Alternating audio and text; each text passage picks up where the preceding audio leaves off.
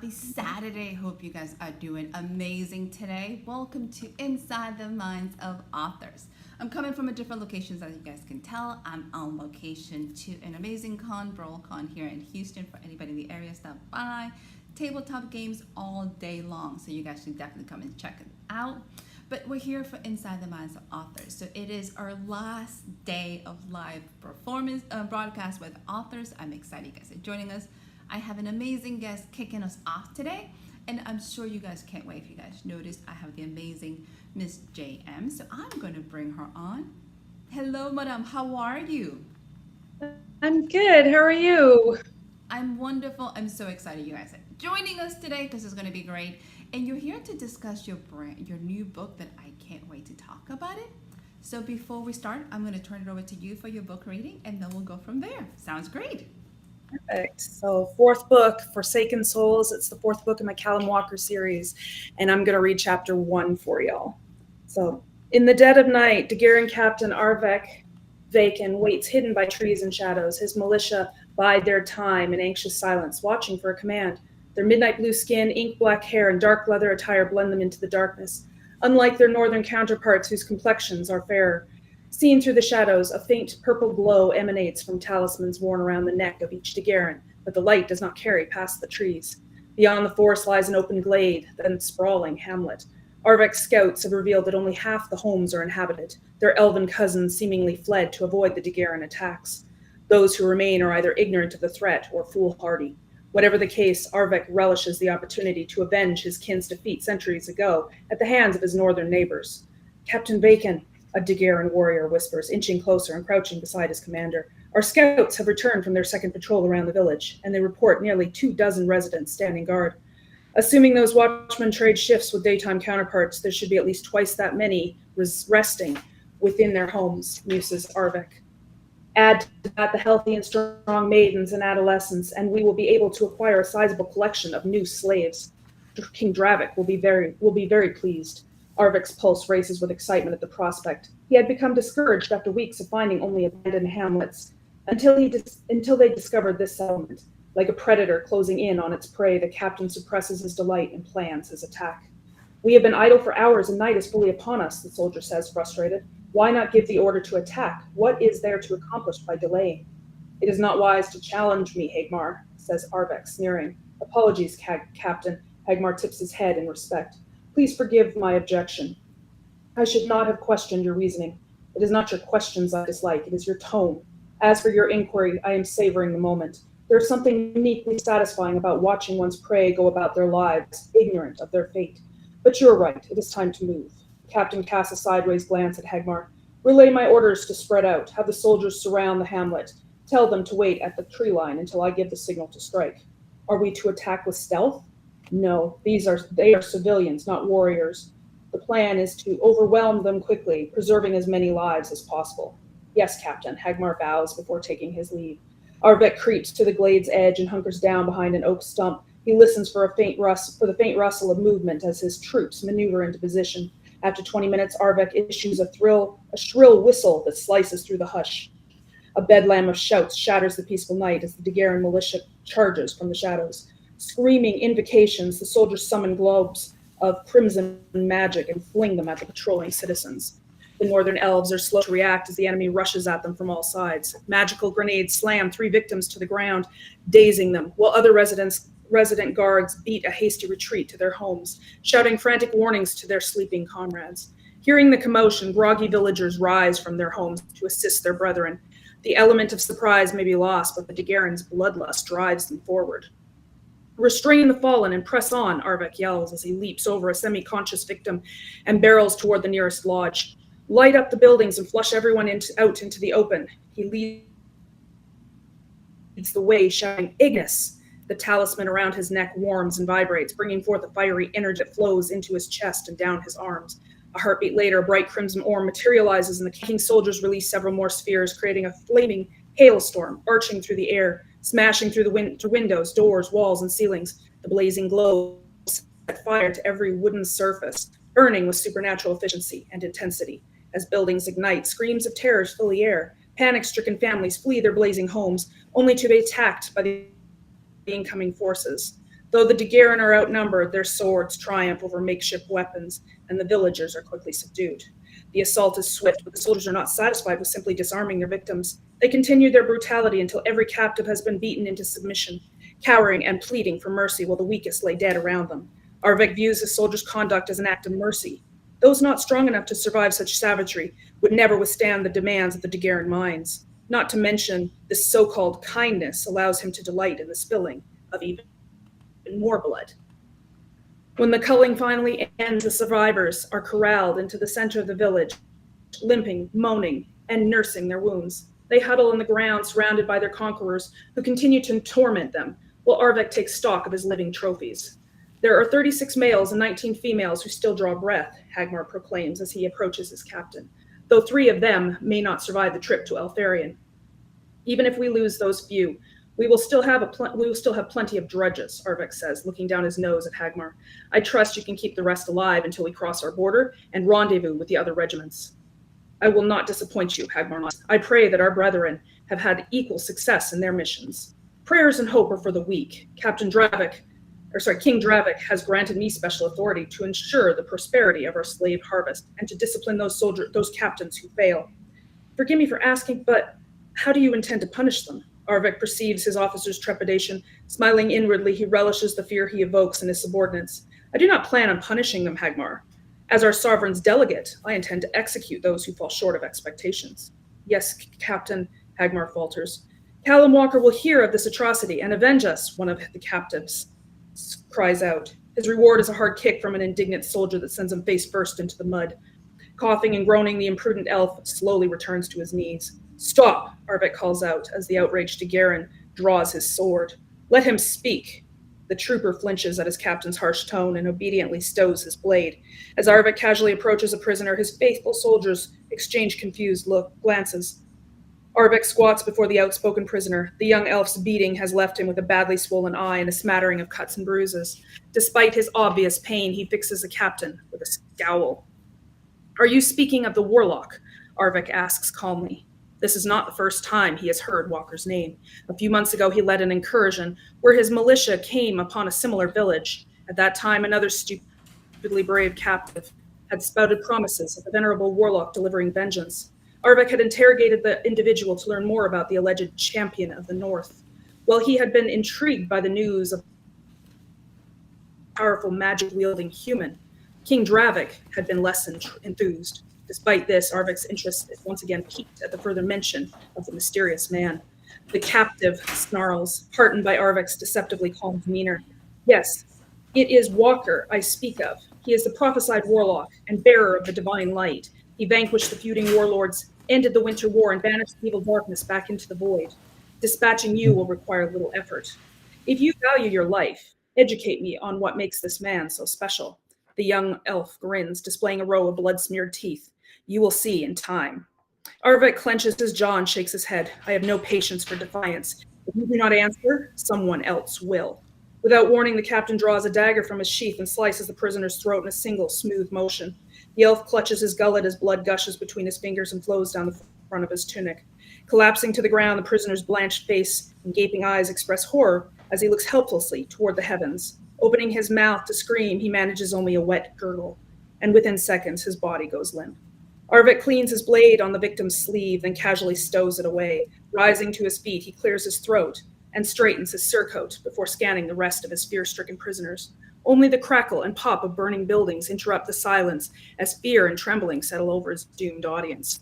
Does anyone else wish to enlighten me on the human warlock? Arvik asks, unfazed and chillingly composed.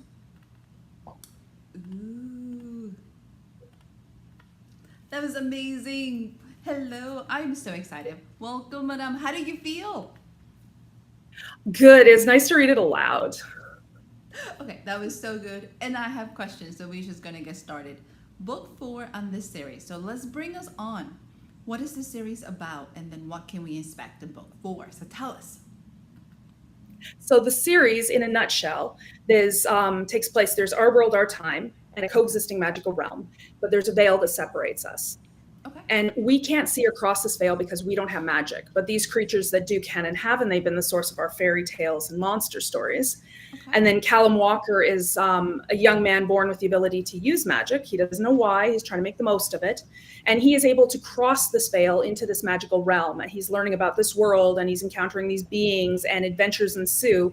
And we follow him through the series as he's trying to figure out who he is, where he belongs, because he's too magic for here, but too human for there, and then master these abilities to survive. So Ooh, book 4 is a continuation of his journey, and as it goes, it's getting darker. There's more danger. He's having to learn. He's also dealing with some inner traumas. so I love the universe. I love the pieces. I love the fact that you said he's too human for here and too magical for there. Because normally we never Yes. think of our main characters that way. It's just kind of like that Yeah. essence of them. So that's really awesome. Where did this story idea come from? And how did you decide, hey, we're going to do a whole series on this? I didn't intend it to be a series. When I came up with the idea, it was just I thought about. I had a fan actually pointed out to me that it kind of mirrors his journey, kind of mirrors my struggles with trying to figure out my place in the world with autism and navigating society and stuff like that. And I've always felt a bit different. And I like the idea of this, unlikely hero who would just rather be a normal guy, but he can't because he's given these abilities, and he's just trying to figure it out and make the most of it. So, but the idea for the character is a combination of Odd Thomas from the Dean Koontz Odd Thomas series. I like that unlikely hero, just bad luck. If he didn't have bad luck, he'd have no luck kind of thing. But then also my own rendition of a younger Merlin before he became Merlin the magician in maybe our modern time. Those are really good mixes of characters and kind of putting them all together. So you have done fabulously. We pick up the story in book 4. Where is he at in this journey? Has he finally come to terms with like, okay, you might be a hero? Like, where is he at? Well, he's come to terms with the fact that he has these gifts and he is trying to use them, but he also feels culpable for things that have happened in the previous books, especially To the Veil, even though it wasn't his fault. It was something that was beyond his control.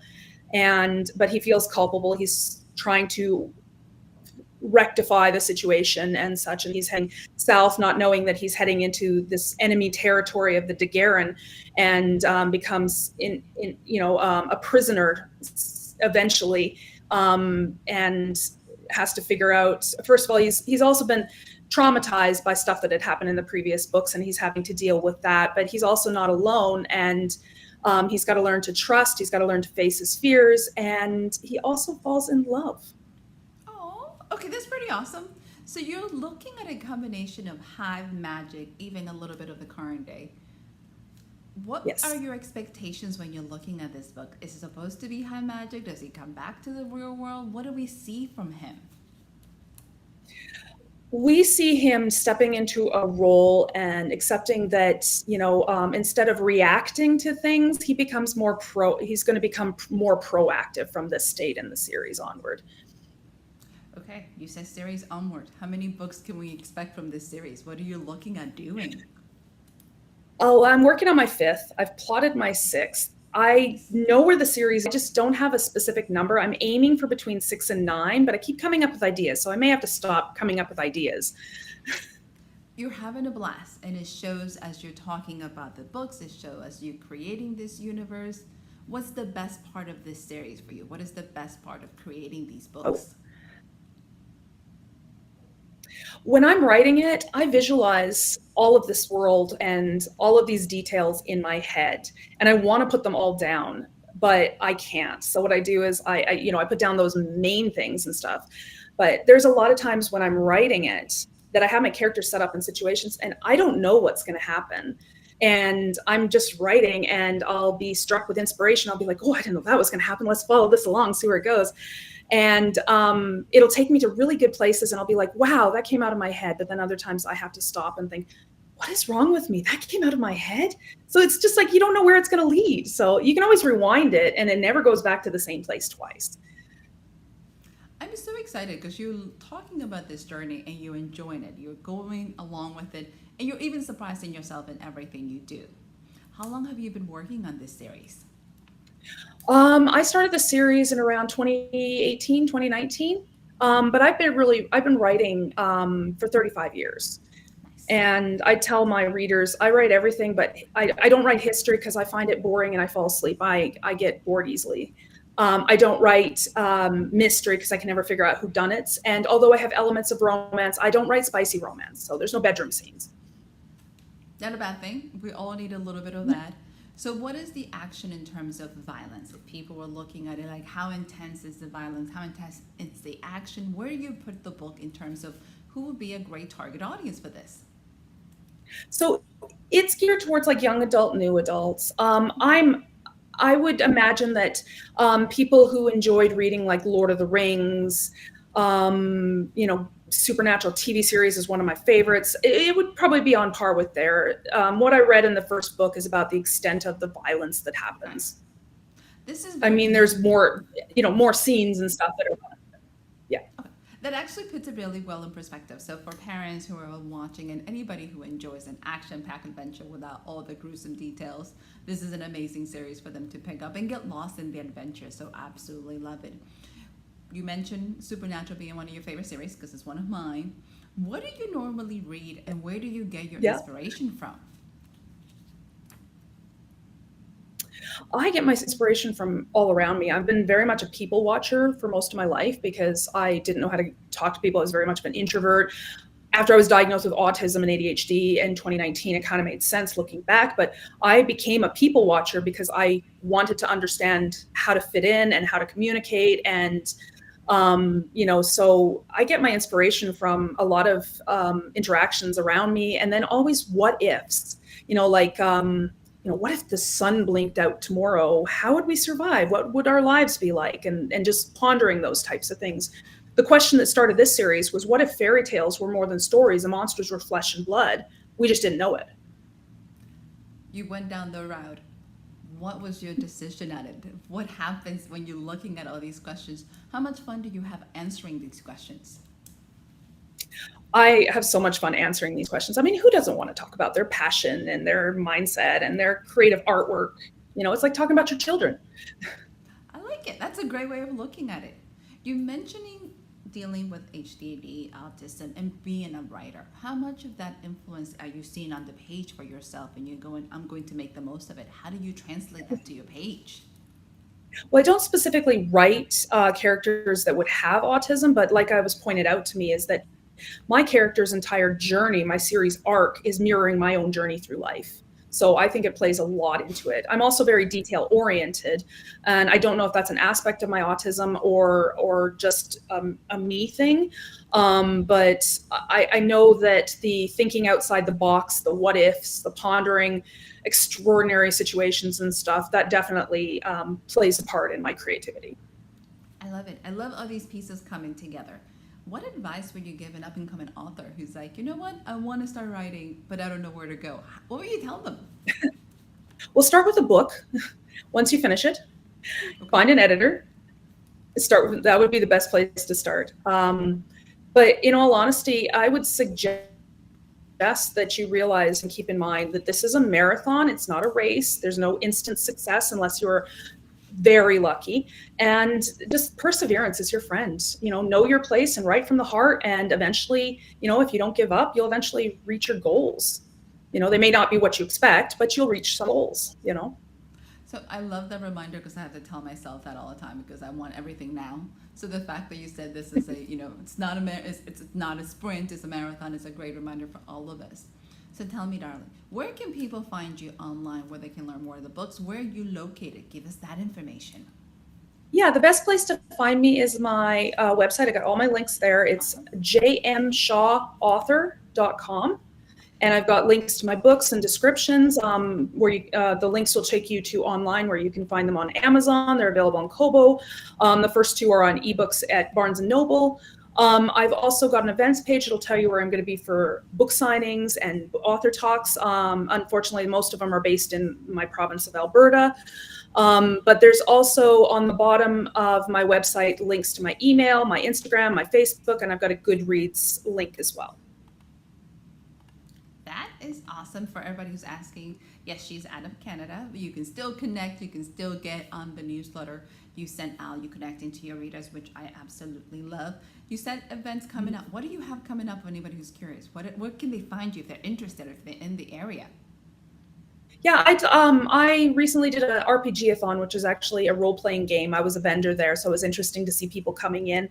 I have been doing lots of book signings at Indigo and Chapters in Canada, which is like the Barnes and Noble of Canada. But next year, I'm hoping to be able to do a lot more of the Comic-Cons and the expos and author talks. I gave a couple talks this year to a couple grade 5 classes at my kids' local school. I loved it, and the kids loved it. So I would love to do more of that. It was so fun. Awesome. So before you leave us, I need to know, because you mentioned book 5 is coming up. When is that coming out, and when can we expect it out for everyone? Tell us. Yeah, so I'm still working on the rough draft, and as you know, the rough drafts, they can take a few months, and but the editing takes a little bit longer. I'm also working on a side project, which is like a future dystopian Robin Hood meets Romeo and Juliet with hints of Hunger Games. So I'm kind of working and dividing my time between 2 projects this year. Okay, how do you do that? Because I can only do one project at a time. Like, how are you managing that, and how do you keep them Yeah. straight? When I'm writing, sometimes I feel like I'm in a different mood, and I'm maybe not in the Callum Walker series mood. So I switch, and I just, I take advantage of the mood that I'm in and work on the other story, which is a completely different mood. It's more of a sci-fi type thing. And, but I don't have problems switching back and forth. I like to make characters unique, and it doesn't seem to be too much of a problem for me. It's just the time commitment and such. I mean, writing started out as my hobby. It became my passion. Now it's my self-care. It's cheaper than therapy. So That is beautiful. I love it. I'm also so impressed that you can switch between 2 of them, because I'm going, okay, I need to focus on one. So I absolutely love it. So Miss Jan, before Yes. you leave us, are you ready for the lightning round? I am. All right, don't think too hard about this. Super easy. Coffee or tea? Oh, coffee. Nice. Sweet or sour? Sweet. Okay. City or country? Country. Okay. Mystery or fantasy? Fantasy. Here's a little different. If you could play any character in film or TV, what will you pick, or who will you pick? Ooh, Captain Catherine Janeway. Nice. Love it. Madame, it's been a pleasure to have you on the show, sharing your series with us. Do you have any closing remarks for us? I'd say if you're writing, keep writing, and don't be afraid to share it, because if you don't share your work and you keep it tucked away in that hard drive of yours, you're never going to know if you have a gem. Thank you. That is such a beautiful, beautiful message. To our viewers and our listeners, please go ahead, check out Miss Jan. Check out the series. Book 4 is out. It's going to keep you turning pages. Madame, truly a pleasure. Thank you so much for joining us. Keep us posted when the next book. And thank you for dealing with technical difficulties in this crazy hotel. So I really appreciate you. So to our viewers, thank you so much for having me. It's been such a pleasure. Thank you, sweetie. To our viewers, go ahead, check out the series, check out the books. You do not want to miss it. It's going to keep you turning pages and truly have you entertained. And if you're checking out the newsletter, make sure to do so, because you want to stay in touch with Miss JM. We have 2 more interviews coming up today, so it'll be in the top of the hour coming up, 1:05 Central Time if you're interested in watching us live.